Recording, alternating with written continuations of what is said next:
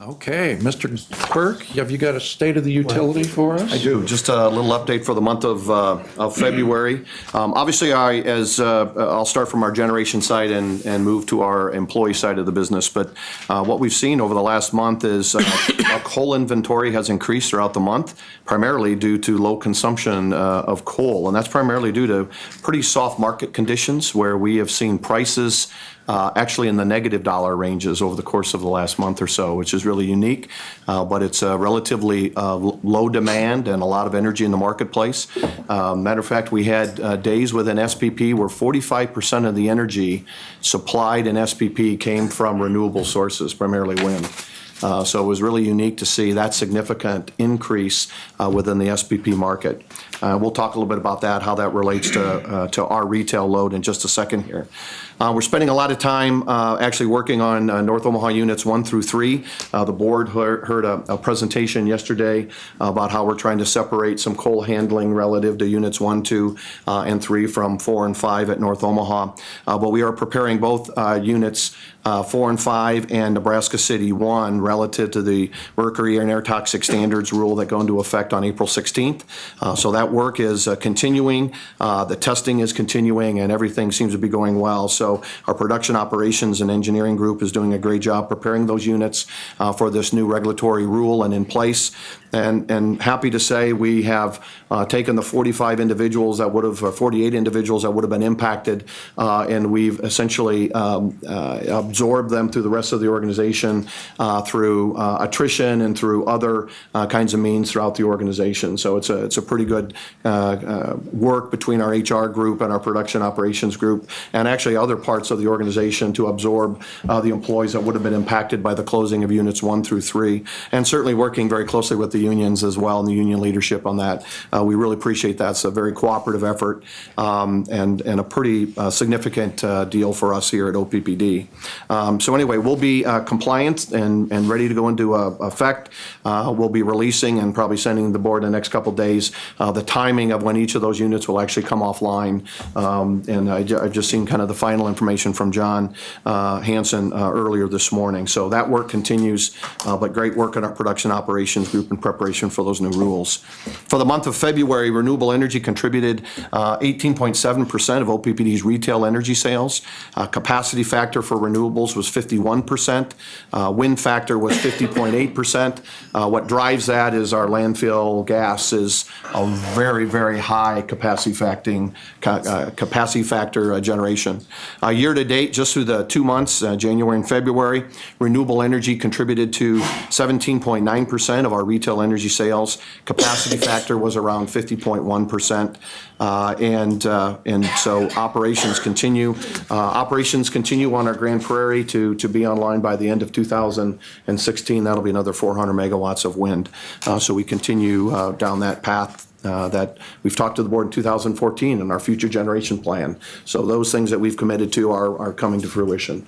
And we'll be reporting on that over the next several months as well. We also have had a long, proud reliability record, and Mr. McCorney pointed that out, and our commitment to not only reliability but service. And the example would be we just had an audit by the MRO, which is the Midwest Reliability Organization, really part of the North American Electric Reliability Corporation, and it was really focusing on cybersecurity. And I want to let you know that we get that deep audit every 3 years. We came through that audit with no findings at all. So it was a very significant commitment of all of our teams, from IT to our T&D operations group, to come through that audit with no findings. And it's really the first time that we've been through that detailed kind of cybersecurity related audit to the level that the North American Electric Reliability Council is going through with all utilities across the regions. This is about over a 90-day period. We provided this organization with a significant amount of information, and then obviously they spent multiple days with us kind of reviewing all of our operations and all of our records and all the work that we're doing. So it's just a great commitment to our employees, but also it's a great message to our customers as well about our commitment to cybersecurity, about our commitment to reliability and customer service, and this just reaffirms the work that we're doing in that regard. due to some of the favorable interest rates, so it may negatively impact us on some of the items that we talked about previously, but it does help us in other areas where we've looked at refinancing some bonds. We sold $104 million of Nebraska City 2 separate electric system revenue bonds on March 2nd at an interest rate of approximately 4%. It refunded a portion of the 2006 Series A separation system debt, and will provide about a $10 million net present value interest savings over the next 30 plus years. And so that's pretty significant. Now, what's important about this, we did this on behalf of our Nebraska City 2 participants, and it will not directly impact the district, but it will certainly help our participants with that. But all of our costs to do this work was essentially covered by the participants of Nebraska City 2. Kind of on the employee side of the business, it's been a kind of a busy month for us. We've had our National Engineers Week. Obviously, we have our OPPD Society of Engineers that did a variety of different things. They celebrated the 65th National Energy Week. It's called E-Week here at OPPD. And E-Week is dedicated to ensuring a diverse and well-educated future engineering workforce by increasing understanding and interest in engineering and a variety of technological careers. And obviously, we do a lot of support within the community to help build that talent and that skill and educational curriculum in support of that.